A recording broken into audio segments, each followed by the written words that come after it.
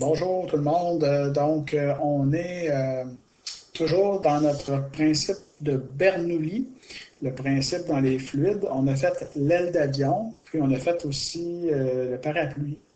Mais je vais vous montrer aussi que le principe de Bernoulli, ça fonctionne aussi dans les liquides comme l'eau, par exemple. Alors là, ici, on a un tuyau dans lequel on fait circuler de l'eau. Puis on a mis les points qui montrent, si vous voulez, les particules d'eau. Alors là, on peut aller chercher différents paramètres dans ce logiciel-là. Alors là, j'ai mis un débit de 500 litres d'eau à la seconde. Alors, la surface de mon tuyau, présentement, 3,1 mètres carrés.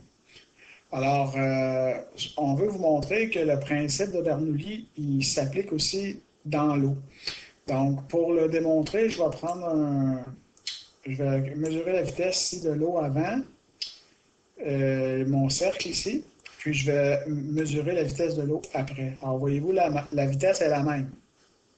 Au niveau de la pression, alors si je place la pression ici, après, j'ai la même pression, en tout cas, pratiquement la même pression.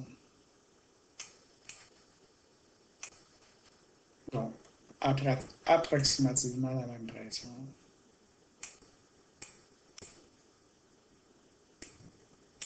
Alors là, ce que je vais faire en utilisant la poignée ici, c'est que je vais réduire la surface du tuyau.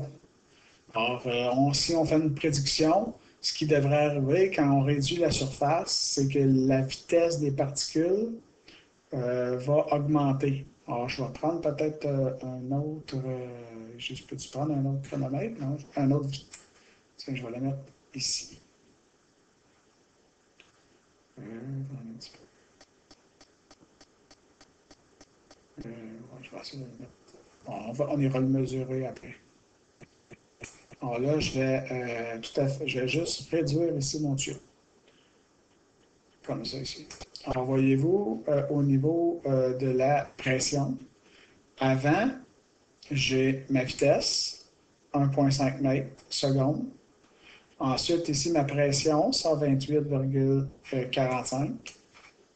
Je vais aller prendre ma vitesse de l'autre côté, 1,4 mètres seconde, ce qui est pratiquement la même vitesse ici qu'avant que j'aille réduire le débit. Puis si je m'en vais de l'autre côté, j'ai 124 kPa de pression. De ce côté-là, j'en ai 126, qui est quand même pas mal, presque la même chose. Par contre, vous avez vu les petites baies rouges, quand on y passe dans l'endroit où il y a le rétrécissement, la vitesse des baies est beaucoup plus rapide. Alors, si on s'en va voir ici à l'intérieur, on a passé à 2 mètres. Alors, quand on vous dit que quand la vitesse d'un fluide augmente, bien là, en rétrécissant le tuyau, on a augmenté la vitesse du fluide. On va aller voir pour le fun, c'est quoi la pression à l'intérieur du fluide. Alors, voyez-vous ici, la pression diminue par rapport à la pression extérieure, ici, 120 kPa. Puis ici, on est à 104 kPa. Alors, dans le fond, ça démontre bien le principe de Bernoulli. Alors, quand on réduit le débit, ben là, ici, on a une vitesse qui est plus petite qu'à l'intérieur de la réduction, ici. Par contre, on a une pression ici qui est plus haute qu'à l'intérieur de la réduction. Alors, plus la vitesse est grande, plus la pression diminue. Plus la vitesse est petite, plus la pression augmente. Alors, c'était pour démontrer un petit peu le théorème de Bernoulli. Alors là, j'ai tout remis à zéro. Alors, on voit que les particules ont toujours la même vitesse. Au niveau d'un tuyau, souvent, on va voir ça dans les questions d'examen du ministère. Alors, on va poser la question, j'ai un tuyau aussi qui est fragile. Alors, j'ai l'impression que ce tuyau-là va peut-être briser ou éclater. Qu'est-ce qu'on devrait faire par rapport au fluide qui circule à l'intérieur du tuyau? Est-ce qu'on devrait augmenter la vitesse du fluide ou diminuer la vitesse du fluide? Alors, si je m'en vais mettre la pression ici, dans mon fluide, voyez-vous, présentement, j'ai une pression de 123,6 kPa. Alors là, si je diminue la vitesse du liquide qui circule dans le tuyau, ben, voyez-vous, la pression augmente quand je diminue la vitesse du fluide.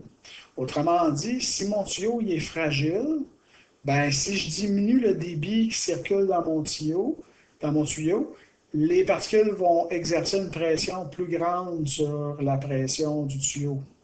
Alors, contrairement à si j'augmente le débit, alors voyez-vous, si ici, là, quand j'étais à, mettons, à 1773 litres seconde, j'ai 124 kPa de pression.